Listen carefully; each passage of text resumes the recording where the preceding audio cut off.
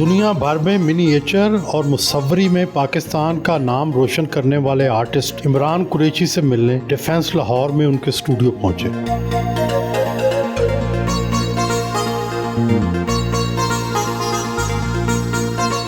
लोग जीते हैं फिर मर जाते हैं, मगर उनका आर्ट जिंदा रहता है। आपकी पेंटिंग्स में वो क्या चीज़ है जो जिंदा रहेगी? अच्छा आर्ट वो है जो हर टाइम में रिलेटेबल हो लोगों के लिए।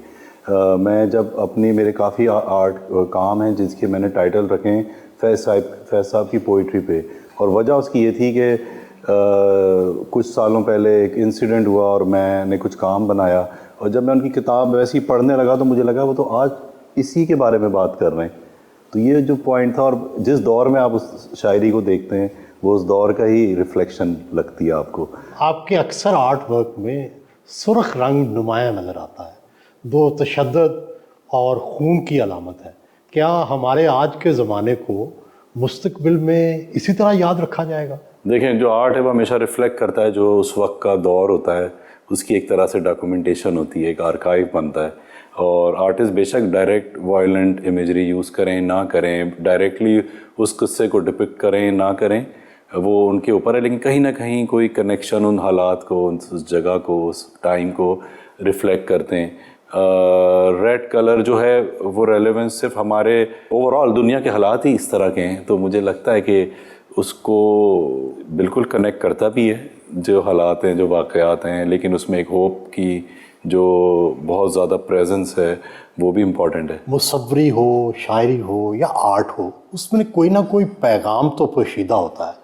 क्या आप तशद्दुद के साथ साथ पाकिस्तान के सॉफ्ट इमेज का पैगाम भी दे रहे हैं? जब मेरा काम बाहर लगता है तो सबसे पहले तो लोग चौंकते हैं कि पाकिस्तानी आर्ट, अच्छा वो क्या चीज़ है। उनको लगता है कि हमारा ताल्लुक़ एक ख़ास तरह से हमें रीड करते हैं ना, तो वो ही चीज़ एक पॉजिटिव हो जाती है। पहली चीज़ कि आप पाकिस्तानी आर्ट देखने जा रहे हैं, बेशक वो मेरा हो या किसी और आर्टिस्ट का हो, वो माने नहीं रखता। और उसके बाद जब वो देखते हैं कि वो काम इतना कनेक्टेड है और इतना अवेयर है आजकल के हालात से, क्योंकि तशद्दुद और ये जो आपको वायलेंस के इम्प्रेशंस नज़र आते हैं, हर इलाके के, हर दुनिया की जगहों के ऑडियंस होते हैं जो काम देखते हैं और वो अपना एक डायलॉग बनाते हैं।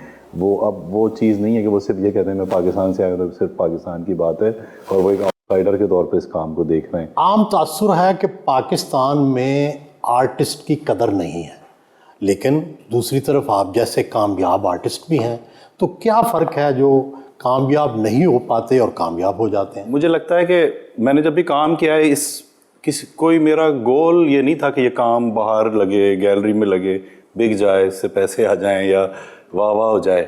जब आप काम करते हैं तो आप अपना 200% दें उस काम में, और यही मेरा मकसद रहा कि मैं उसको, उस मूवमेंट को जब मैं काम बना रहा होता हूँ या उसको क्रिएट कर रहे होते हैं तो उसको फुल एंजॉय करता हूँ। मैंने गुल जी को पेंट करते हुए लाइव देखा, इसी तरह शायरों को भी देखा। क्या जब आप कोई क्रिएशन कर रहे होते हैं तो आप सरशारी के आलम में होते हैं या बिल्कुल आप साथ साथ सोच भी रहे होते हैं या उड़ रहे होते हैं? दोनों साथ चलती हैं चीज़ें। मेरे ख्याल से सोच, उड़ने के साथ सोचना बेहतरीन है अमल। कि आप सोच तो होती है, लेकिन एक मोमेंट आता है कि आप लॉस्ट हो जाते हैं उस काम के अंदर, and then you are just creating it, और आपको ज़्यादा एक्साइटमेंट होती है कि वो एंड में क्या चीज़ निकलनी है। भी आते हैं ऊपर से इशारे तो हमेशा से आते हैं, जाहिर है कि शायर कहते हैं ना जी, ऊपर से मज़ामीन आ जाते हैं। कुछ ऐसा होता है पेंटर्स के साथ? प्रोसेस का फ़र्क है। कुछ लोगों को एकदम आइडिया आता है और वो उसको कर देते हैं, कुछ लोगों को एक फील होती है कि उन्होंने कुछ करना है इस वक्त, और वो पता नहीं होता कि वो कहाँ लेके जाएगा। मेरे साथ अक्सर ही होता है कि चीज़ें क्लियर भी होती हैं लेकिन वो अपनी शक्ल भी बदल लेती हैं। जब आप उसको करना शुरू करते हैं तो कभी कभी वो कुछ और शक्ल में इख्तिताम पजीर होती हैं, तो वो ज़्यादा मुझे एक्साइटिंग लगता है, क्योंकि वो शक्ल होती है जो मुझे भी नहीं पता होता उसका कि ये एंडिंग इस पे होनी है इस काम की। मिनिएचर मुसलमानों का सकाफती विरसा रहा है। चाहे वो तुर्की के मुसलमान हो, अरब के मुसलमान हो या बरसगीर के मुसलमान। लेकिन अब ये आहिस्ता आहिस्ता ख़त्म हो रहा है, लेकिन आपने इसको बढ़ोतरी दी है, इसकी क्या वजह है? मेरी training national college of art से एज ए मिनिएचर पेंटर हुई और उसी में मैंने स्पेशलाइज़ किया और मेरा मकसद ये था कि मैं इसको एज इट इज़ नहीं करूँगा। जैसे ये ट्रेडिशनल एक चीज़ कॉन्सेप्ट है ना लोगों के दिमाग में, मेरा तो 30 साल पुराना है किस्सा NCA जाके पढ़ने का, तो उस वक्त तो बिल्कुल भी इसको कॉपी वर्क के तौर पे लिया जाता था कि ये बस एक पुराने काम की कॉपीज़ हैं। तो मैंने फर्स्ट थिंग ये सोच ली थी कि मैं इसको एज ए चैलेंज लूँगा और इसमें बड़ी पॉसिबिलिटीज़ हैं अपने आप को as an independent artist express करने की और नए आइडियाज़ लाने की और नई तरह से इस सारी जॉनरा को देखने की। तो मुझे ये मेरा ख्याल है वही वजह है कि मैं उसको एंजॉय करता हूँ। मैं कॉन्शियस नहीं होता कि मैं मिनिएचर पेंटर हूँ या मुझे वो ज़बरदस्ती मिनिएचर का मसाला डालना है अपने काम में। वो चूँकि ट्रेनिंग इतनी डिसिप्लिन और एकेडमिक थी कि अब वो चीज़ मेरे अंदर है और वो कहीं ना कहीं वो रिफ्लेक्ट कर जाती है, कनेक्ट कर जाती है। खिलाफत उस्मानिया के ज़माने में तुर्की में बाकायदा बहस हुई कि मिनिएचर तो इस्लामी है, लेकिन जो फ्रैंकिश पोर्ट्रेट है यानी फुल चेहरा वो काफराना है। तो क्या आपको भी कभी कुछ ऐसा लगा? नहीं, मैं इस तरह नहीं सोचता। मैं बड़े ओपनली उसको देखता हूँ। कहते हैं कि हर ख्वाहिश पे दम निकले, आपकी बड़ी ख्वाहिशें पूरी हुई, दुनिया भर के बड़े बड़े म्यूज़ियम्स में, गैलरियों में आपकी नुमाइशें लग चुकी। क्या कोई ख्वाहिश अभी भी बाकी है? मेरी खुशकिस्मती है कि मैं बतदरीज आगे बढ़ा हूँ। मुझे एकदम कोई चीज़ नहीं मिली तो मैंने बड़े आराम से उसको हज़म कर ली, डाइजेस्ट कर सका मैं।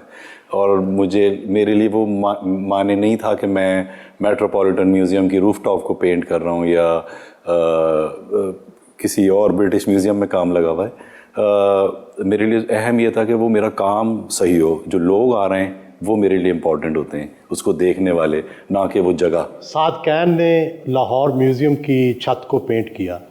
आप भी पाकिस्तान के किसी सकाफती विरसे में अपना कोई नक्श छोड़ना चाहते हैं? वो तो ख्वाहिश होती है कि आपका परमानेंट आर्ट वर्क हो कहीं ना कहीं, जो आपके बाद भी रहे वहाँ पे। तो लेकिन अभी पाकिस्तान में जो पब्लिक आर्ट का आइडिया है वो अब रिसेंट है, मुझे लगता है अब दोबारा उसमें चीज़ें निकल रही हैं और गवर्नमेंट की सतह पे भी उसको वो थोड़ा सा सपोर्ट करना शुरू हुए हैं। लेकिन थोड़ा सा विज़न और क्लियर करने की ज़रूरत है कि आप किस डायरेक्शन में पब्लिक आर्ट को लेके जाना चाहते हैं। उसमें प्रॉब्लम है, बट इंशाल्लाह वो भी ठीक हो जाएगा। चीज़ें चलनी चाहिए और शुरू होनी चाहिए। आपकी क्या ख्वाहिश है, कहाँ आपका आर्ट मुस्तकिल तौर पर नक्श हो? लोगों के दिलों में। नहीं, पार्लियामेंट हाउस में, वज़ीर आज़म हाउस में, ऐवान सदर में, कहाँ? जगह मैटर नहीं करती, ये मैटर करता है कि वो मेरे दिमाग में क्या है और वो किस जगह बेस्ट लगेगा। अब जैसे मैं पेरिस में था, न्यू ब्लांच एक एग्जीबिशन होती है, सो दे आस्क्ड मी, जो उनकी सिटी गवर्नमेंट थी, कि आप जो हैं वो नॉटर डेम में काम करें, ठीक है। और मैंने वो रिफ्यूज़ किया, मैंने कहा नहीं, मुझे वहाँ नहीं करना। और मैंने बिल्कुल एक आम सी जगह ली जो इतनी फेमस नहीं थी, क्योंकि मैं जो करना चाहता था वो वहाँ अच्छा हो सकता था। तो वो हंस भी रहे थे कि तुम्हें हम क्या ऑफर कर रहे हैं और you are going towards that जो दरिया के साथ एक वॉक वे, उस पर तुम बसे दो। और मैंने वही किया। तो वो मेरे लिए अहम है कि मेरे दिमाग में क्या है और मैं वो कहाँ करना चाहता हूँ। उनके दोस्त और इस्लामाबाद यूनाइटेड के मालिक अली नकवी और उनकी अहलिया आमना नकवी मिलने आ गए। आपको मुसव्वरी और आर्ट का शौक है, अच्छे आर्ट और मुसव्वरी को कैसे पहचान देती हैं? इमरान कुरैशी का आर्ट हमने सबसे पहले मुसव्वरी 2006 में देखी थी और उसी वक्त कुछ समझ में आया था कि इमरान जो है वो जिस तरह दो चीज़ों को लेके चलते हैं, एक ये मिनिएचर में पेंट करते हैं जो पूरा मुग़ल तारीख़ और मुग़ल सक़ाफ़त और हमारा जो कल्चर ट्रेडिशन है उसको लेके चलते हैं और बहुत लार्ज तनसीबात इंस्टॉलेशन क्रिएट करते हैं, जैसे उन्होंने मेट्रोपॉलिटन म्यूज़ियम ऑफ आर्ट में की, मोमा ऑक्सफर्ड में की। तो मुझे ये चीज़ बहुत पसंद थी कि दोनों, एक तो ये जदीद काम है मगर हमारी सक़ाफ़त से आया है, वो चीज़ ज़्यादा खूबसूरत होती है। आप तो इंटरनेशनल शहरी हैं, हांगकांग में रहती हैं, तो वहाँ का आर्ट और ये जो पाकिस्तान का आर्ट है इसको किस तरह तकाबल करेंगी? ज़्यादातर इंटरेस्ट है वो पाकिस्तान के ही आर्ट में है, क्योंकि शुरू से हमने कलेक्ट ही वो किया, क्योंकि हम यहाँ के हैं तो हमने हमेशा सपोर्ट जो दिया है वो पाकिस्तानी आर्ट को किया। इमरान की और इनकी जो बेगम है आयशा खालिद, उनकी 3 एग्जीबिशंस हांगकांग में भी की हैं। इनकी कितनी कलेक्शंस हैं आपके पास? इनकी मेरे ख्याल में कोई 20 से 25 पेंटिंग्स होंगी हमारे पास इनकी, क्योंकि इनका काम हमें बहुत पसंद है। और कितनी मालियत की होगी? वो नहीं सोचते। फिर भी कितने करोड़ों का तो होगा। नहीं, ऐसे वो हम सोचते नहीं है। हमने बहुत पहले का लिया हुआ इनका काम। आर्ट की कीमत से ही पहचाना जाता है ना बड़ा आर्ट। हम तो लेते रहे 20 साल से। अली साहब, आपका क्रिकेट में भी दिलचस्पी है, आर्ट में भी दिलचस्पी है, इस्लामाबाद यूनाइटेड के ओनर हैं। आप ये बताएं कि ये क्रिकेट और आर्ट इन दोनों को कैसे मिलाते हैं? क्रिकेट की मशहूरी को लेकर और माशरती पॉजिटिव इम्पैक्ट लेकर आएंगे डिफरेंट चीज़ों में। तो हम एजुकेशन में करते हैं काम, दूसरी चीज़ों में काम करते हैं, प्लेयर्स को यूज़ करते हैं ताकि वो आगे अच्छा चीज़ कर सकें। क्योंकि हम फ़न मुसव्वरी में भी कलेक्शन करते हैं, तो हमने ये सोचा कि आज तक दुनिया में कभी हुआ नहीं था कि एक आर्टिस्ट आए और वो क्रिकेट टीम के साथ काम करे और उससे आर्ट क्रिएट करे। तो हमने क्योंकि हम इमरान को बहुत अच्छी तरह जानते हैं, आर्ट बहुत ज़बरदस्त है, दोस्त भी हैं, तो हमने इमरान से बात की इस बारे में। तो इमरान ने फिर कहा हाँ ये बड़ा इंटरेस्टिंग प्रोजेक्ट है, दुनिया में कभी पहले कभी हुआ नहीं, तो करना चाहिए। तो इमरान फिर हमने इसी स्टूडियो में शादाब और आसिफ को लेकर आए और हमने एक्चुअली वो बॉल्स के साथ इमरान ने पेंट में बॉल्स डाली और नीचे ही आप देखेंगे कि उन्होंने उस वहाँ क्रिकेट खेली। तो कभी शादाब बॉल कराए थे आसिफ को, कभी आसिफ बॉल कराए थे शादाब को, और उससे जो सारे निशानात पड़े उसको देखकर, उस मूवमेंट को देखकर इमरान ने क्रिएट किया art.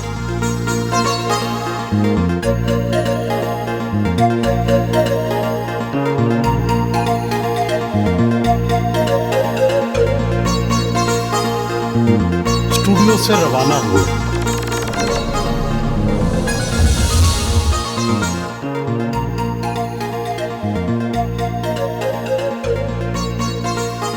Como museum of art पहुंचे। यहाँ घर के नाम से उनकी नुमाइश जारी है।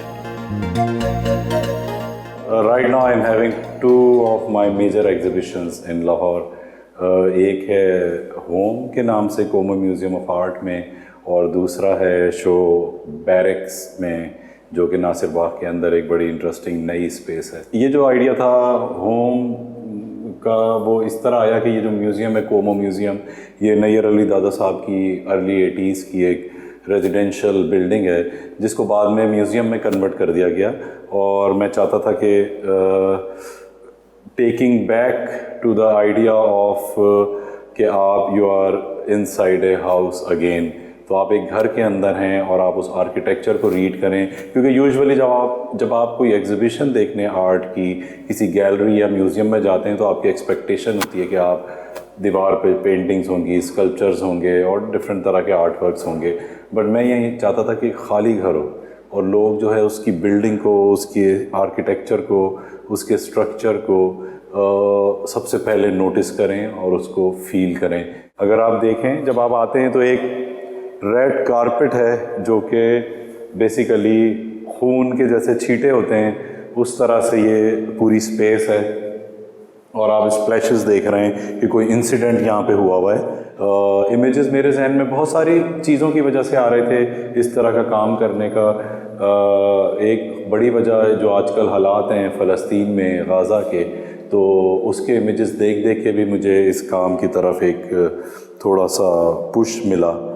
यहाँ पे जो सेंट्रल स्पेस है, सेंट्रलाइज स्पेस, ये बहुत ज़्यादा एक कोर्टयार्ड की फील की तरह मैंने लिया हुआ है। जो आप ये देखते हैं इमेज, ये वैसे तो आपको स्प्लैशेस लग रहे हैं, लेकिन अगर आप ऊपर जाके जब व्यू करेंगे तो ये एक ट्री की फॉर्म है जो डिस्पर्स्ड हो रहा है किसी विंड से, किसी आंधी से, उसके पत्ते उड़ते हुए जा रहे हैं और ये उसका ट्रंक है।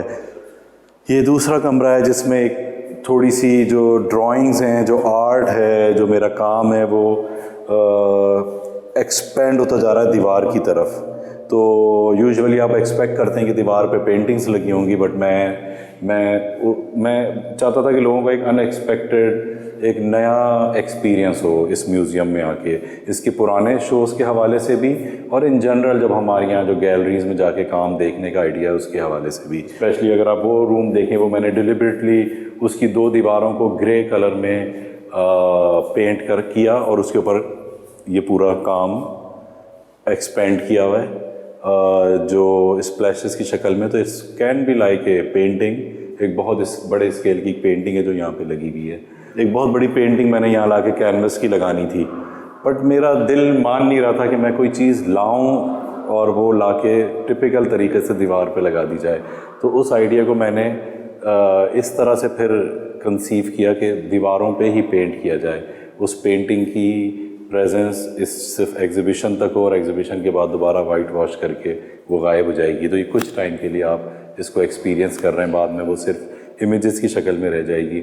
अगर आप देखें तो ये इतना जो फ्रेश कलर नज़र आ रहा है, ये बेसिकली रेड लाइट है जो मैंने ब्लेंड की है पेंटिंग के साथ। यहाँ पे भी वो मौजूद है और उसको इस तरह रखा है कि वो एकदम नोटिसेबल ना हो। अगर कोई वो आपको कंफ्यूज करे कि वो कलर है, फ्रेश पेंट है, या वो वाकई में कुछ और है, तो उसकी जो लाइफ है वो कुछ और ही तरह की है। तो वो लाइट स्पेशली डिज़ाइन की। जब आप आखिरी रूम में जाते हैं तो यहाँ पे ड्राइंग्स हैं कुछ पेपर पे बनी हुई, और जिस तरह आप इन ड्राइंग्स को देखते हैं, ये मेरे लिए दो फिगर्स की तरह हैं। जैसे मिनिएचर पेंटिंग में बादशाह के फिगर के पीछे एक हेलो की फॉर्म होती है, इस फ्लोर पे जो आखिरी काम है वो ये मिनिएचर पेंटिंग है जो टोटली अपोजिट है, कंट्रास्ट में जो बाकी सब आपने देखा। तो इसका डिस्प्ले भी हमने वैसे ही किया है कि एक बहुत ही रिच टर्क्वाइज किस्म की ये ग्रीन ब्लू वॉल है और इसके ऊपर ये मिनिएचर लगी है, जैसे बहुत प्रेशस एक चीज़ है, म्यूज़ियम में जैसे चीज़ होती है। तो मैं बेसिकली प्ले करना चाहता था लोगों की साइकी से कि वो किस तरह से इस सारी चीज़ को एब्जॉर्ब करेंगे और उनको मैंने कहाँ पे लेक पहुँचाना है शो के एंड पे। मतलब कैमरा यूज़ करना मुझे नहीं आता, मुझे नहीं समझ आता अपर्चर की सेटिंग और ये सारी चीज़ें क्या होती हैं, लेकिन मुझे शौक़ बहुत है, मुझे देखने का शौक़ है चीज़ों को अपने इर्द गिर्द। और मैंने आईफोन के कैमरे के साथ बहुत सारी फ़ोटोग्राफी मैं करता रहता हूँ अपने शौक़ में।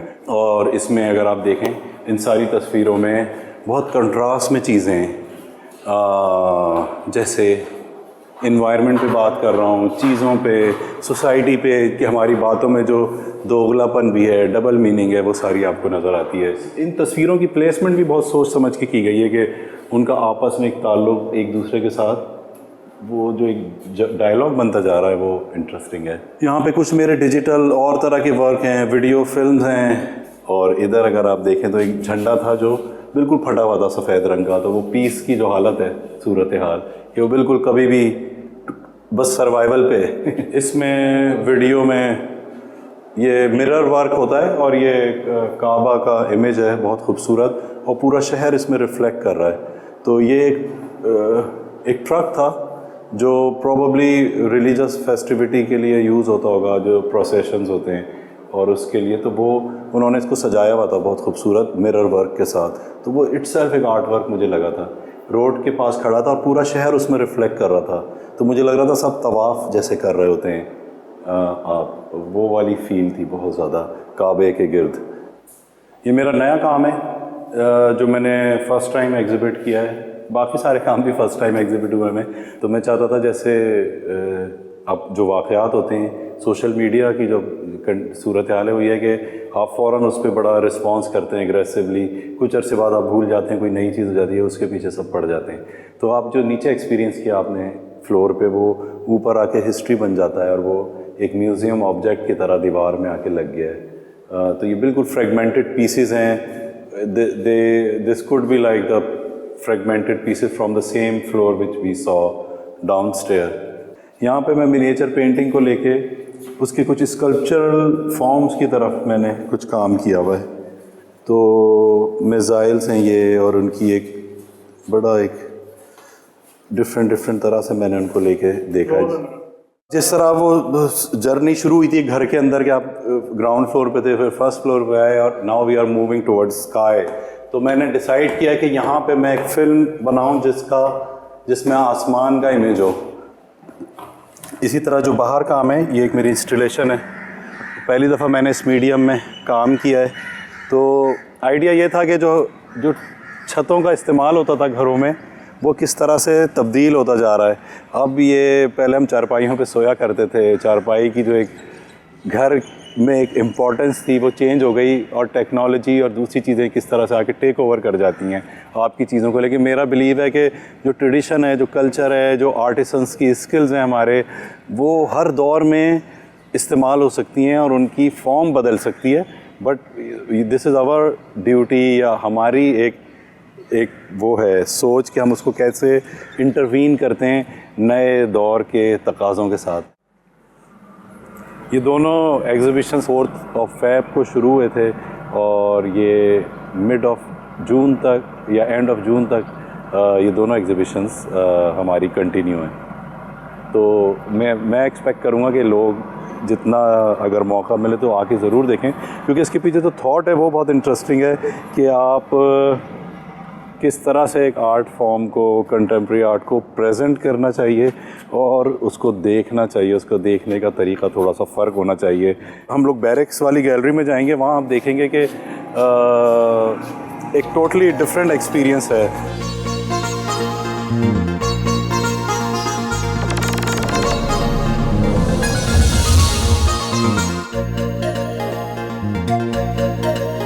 नासिर बाग आए, जहां पुरानी बैरक्स में उनकी मुसव्वरी की नुमाइश जारी है। नासिर बाग है जो बड़ा सेंट्रलाइज्ड लाहौर की एक जगह है, और इसमें यहाँ पे ये अबंडेंट आर्मी बंकर्स थे जो 1948 से हैं, जिसको रिसेंटली रिस्टोर करके और एक आर्ट म्यूज़ियम की शक्ल दी गई है। तो पहला जो इनाग्रल शो था वो 4 फ़रवरी को ओपन हुआ है मेरी सोलो एग्ज़िबिशन से, जिसका नाम है गार्डन, क्योंकि मैं रिस्पॉन्स करना चाह रहा था जो ये गार्डन है नासिर बाग। ये सारा एक तय खाना है। तो यहाँ पे जो हमने सबसे पहले जो चीज़ आप देखते हैं, ये मेरा एक इंस्टॉलेशन है जो मैंने पेंट किया है। वहाँ पे आपने देखा है सुर्ख कोमो म्यूज़ियम में रेड ब्लड के साथ मैंने प्ले किया हुआ था स्पेस में। यहाँ पे वही आइडिया है, वही उसी तरह की पेंटेड इमेजरी है, बट वो सारी the colour palette is totally different, because ये किसी और आइडिया के बारे में बात कर रही है, जो इकोलॉजीज़ के बारे में, जो नेचर जिस तरह चेंज हो रही है और आपके कंट्रोल में नहीं है because of this global warming, और वो एक अपनी नई शक्ल इख्तियार कर रही है। तो बाहर भी एक लेक है बड़ी खूबसूरत सी, और वही मैंने आइडिया नीचे लेकर आया हूँ कि एक तालाब की शक्ल में मौजूद है। इसकी लाइट्स हमने इस तरह की डिज़ाइन की हैं बैरिक्स की कि ये एक डोम की फील देता है कि आप आसमान के नीचे खड़े हुए हैं, जबकि ये सिर्फ इल्यूजन है, ऐसा है कुछ नहीं असल में। तो ये मैंने लिया जैसे एक विंडो है और आप बाग ही को देख रहे हैं बाहर से, जबकि वो एक वीडियो है जो मेरी 2018 की, जो मैंने अगेन आईफोन के कैमरे पे शूट की हुई है। बिल्कुल रॉ फिल्म है, अगर आप देखें तो एक बिल्कुल फ़र्क एक्सपीरियंस है। ये लॉरेंस गार्डन की बेसिकली वीडियो है जहाँ पे एक गार्डनर है और वो पानी दे रहा है दरख्तों को।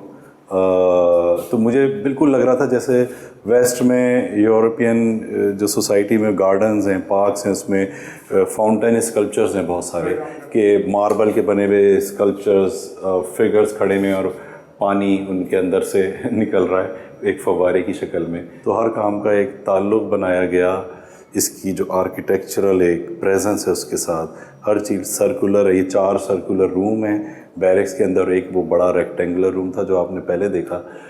स्काई पे मैंने एक वीडियो प्रोजेक्शन और की भी है इसकी मैपिंग करके, जिसमें मेरी हेल्प की है एक NCA के ग्रेजुएट हैं अरसलान अवैस, उन्होंने बहुत ज़्यादा। तो यहाँ पे आप स्काई देखते हैं, एक्चुअली वही स्काई है जो असल में इस बैरक के ऊपर है, उसके ऊपर मैंने इनको चीलों को शूट किया हुआ है। मैं ये भी चाहता था कि जब आप एक रूम से दूसरे रूम के व्यूज़ बहुत इंपॉर्टेंट थे कि वो आपको अट्रैक्ट करें और वो आपको इनवाइट करें कि आप एक काम देख रहे हैं पर दूसरे काम की तरफ भी आपका ध्यान हो कि आप उधर भी जाके देखें। ये जो आइडिया है ओवल शेप पेंटिंग का इस राउंड सर्कुलर स्पेस में, वो बहुत वर्क कर रहा है। वो लगता है कि बहुत ही यही जो रूम है उसी की एक स्ट्रेच्ड फॉर्म है जो इधर फ्लोट कर रही है। पेंटिंग को भी इस तरह हैंग किया गया है कि वो दीवार के साथ टच नहीं करती, बल्कि बहुत फ्लोटिंग है, हवा के अंदर हैंग हुई हुई है।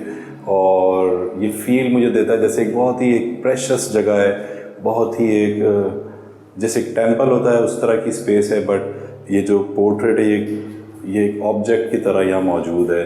ये काम है जिसका टाइटल है night descent step by hesitated step, और यहाँ पे आप देखते हैं एक सनसेट का पूरा सिनेरियो है।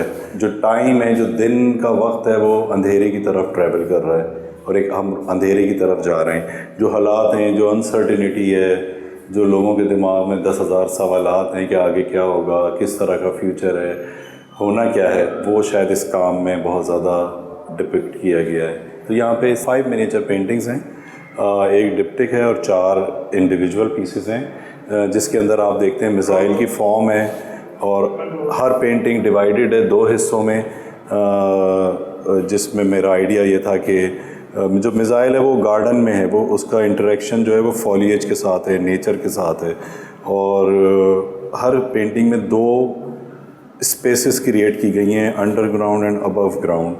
अगर आप देखें तो ये उन्हीं को लेके ये काम डिज़ाइन किए गए हैं। ये एक और काम है जो 3D प्रिंटिंग है इसी ड्राइंग की, जो आपने इन मिनिएचर पेंटिंग में देखी है, और वो किस तरह से वो गोल्ड से कवर्ड है जो मिसाइल है।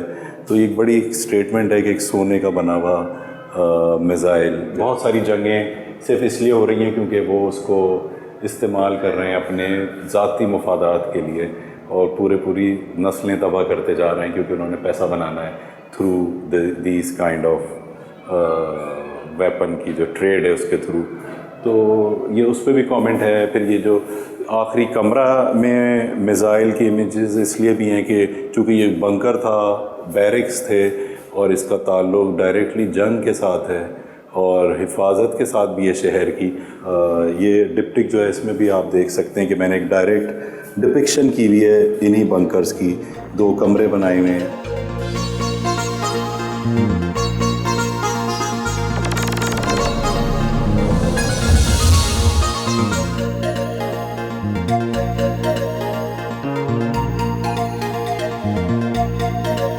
आर्टिस्ट ज़रा थोड़े से आम से लोगों से हट के भी सोचते हैं, उनका दिमाग भी ज़रा सनकी कहते हैं ना लोग, सनकी होते हैं। सनकी तो नहीं, डिफरेंट होता है। हाँ, डिफरेंट होते हैं जी, बिल्कुल फ़र्क तरह से सोचते हैं। एक आम आदमी को अगर गाइड करना हो कि वो किसी अच्छी पेंटिंग की पहचान कैसे करें, तो क्या पैमाना मुकर्रर करेंगे? ये कोई फिक्स क्राइटेरिया तो नहीं है कि ये अच्छी। देखें, हर आदमी के लिए अच्छे और बुरे का क्राइटेरिया फ़र्क है। आर्ट की बारे में अगर हम बात करें तो मुझे लगता है कि मैं, जैसे मेरे काम की एक एप्रिसिएशन है, मैं कभी सोच रहा था एक टाइम पे कि मैं कुछ अपनी पेंटिंग्स बनाऊं। वहाँ पे दाता दरबार के बाहर ना वो पोस्टर बेचते हैं, आपने देखा होगा। मैंने कहा मैं अपनी काम लगा लूँ, और वो अगर मैं कहूँ ये 500-500 रुपए की है, तो ये जो लोग आ रहे हैं ये तो कभी भी नहीं ख़रीदेंगे। क्या है कि दबे मारे में और ये 500 रुपये क्यों मांग रहा है। तो मैंने कहा उस वक्त मुझे पता चलेगा कि ये वो जब आप कहते हैं ना कि ये एक बड़ा एक्सपेरिमेंट होगा वो सारा करना। तो मुझे लगता था अगर मैं सुबह से शाम बैठूं तो मुझे नहीं लगता मैं कोई सेल कर पाऊंगा वहाँ पे।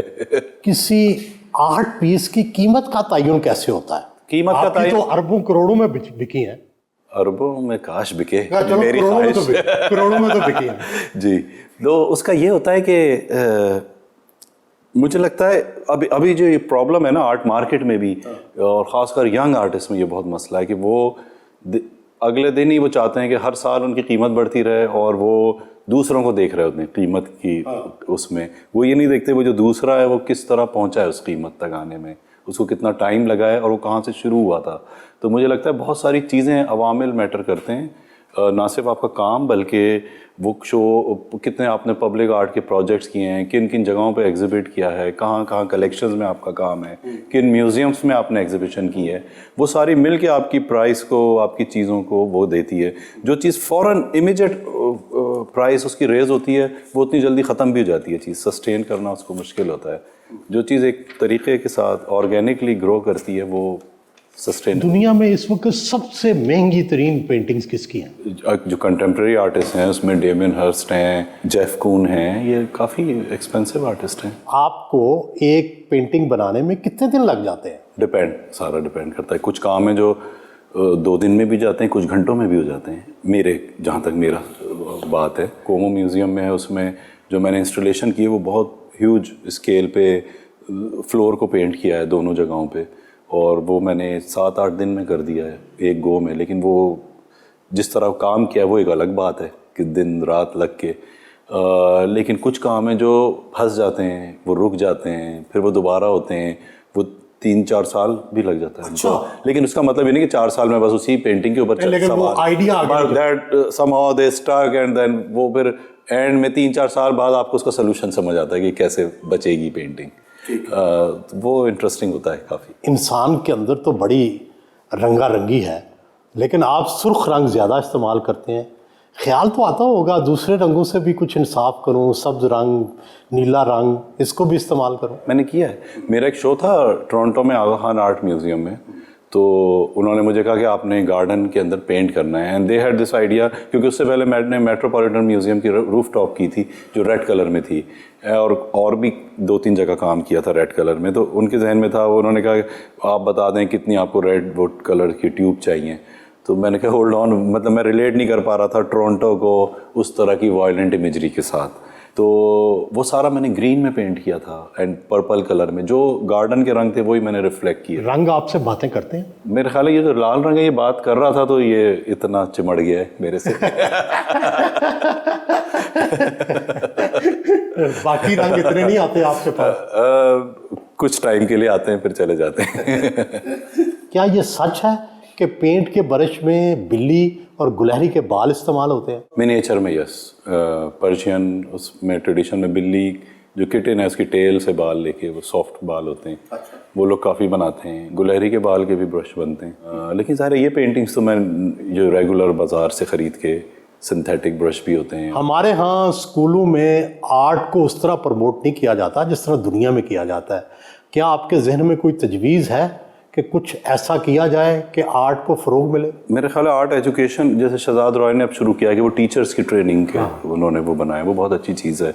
उसमें उनका एक आर्ट को भी वो लेके करना चाहते हैं काम, उसको ज़रा और स्केल उस चीज़ का बड़ा होना चाहिए और बाकी जगहों पे भी वो फैलना चाहिए। आपके वालिद प्रोफेसर थे जी। आपने भी किसी ना किसी तरह अपनी मसरूफियत के बावजूद NCA में पढ़ाना जारी रखा हुआ है। जी जी। ये बताएं कि पढ़ाने में मज़ा आता है? जी काफ़ी आता है, वो खुशी होती है ख़ासकर जब आप 4 साल बाद उन बच्चों को रुखसत करते हैं इंस्टीट्यूट से, तो आप देखते हैं कि वो कहाँ आए थे और फिर उनका जो 4 साल में टीचर्स ने कैसे उनको अफेक्ट किया है, ग्रूम किया है। हर बंदा सोचता तो है, आप अपना अरूज कैसे देखते हैं? कब समझेंगे कि आप कामयाब हो गए? ये मैटर करता है कि आप क्या छोड़ के जाते हैं यहाँ पे।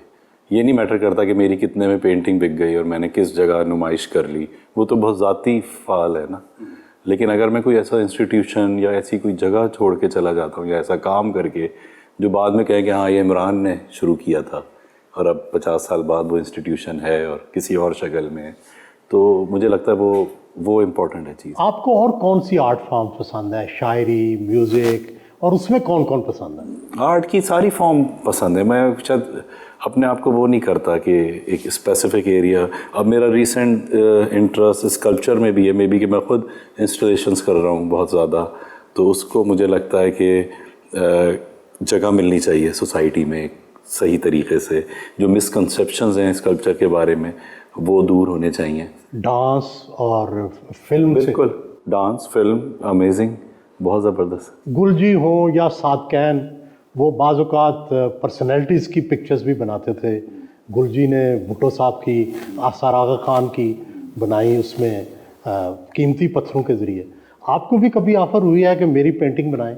मैं वैसे पोर्ट्रेट आर्टिस्ट हूँ नहीं, मैं नहीं कहता अपने आप को। फिगरेटिव ज़रूर हूँ, कभी कभी करता हूँ काम फिगर को लेके, लेकिन उसके फीचर बनाना मेरा मकसद नहीं होता। लेकिन मैंने बहुत रेयर काम किया है, ख़ासकर मिनिएचर में किया हुआ है। मुसव्विर का छोटा भाई एक मेरी पेंटिंग थी 1995 में, जो मैंने अपने भाई छोटे भाई फैसल को लेके बनाई थी, और वो काफ़ी मशहूर भी, और वो एक ऑक्शन में फिर वो उस सेल आउट हुई थी, जिसका मुझे अफसोस है कि मैंने वो बेच दी, मुझे नहीं देनी चाहिए थी ऑक्शन में।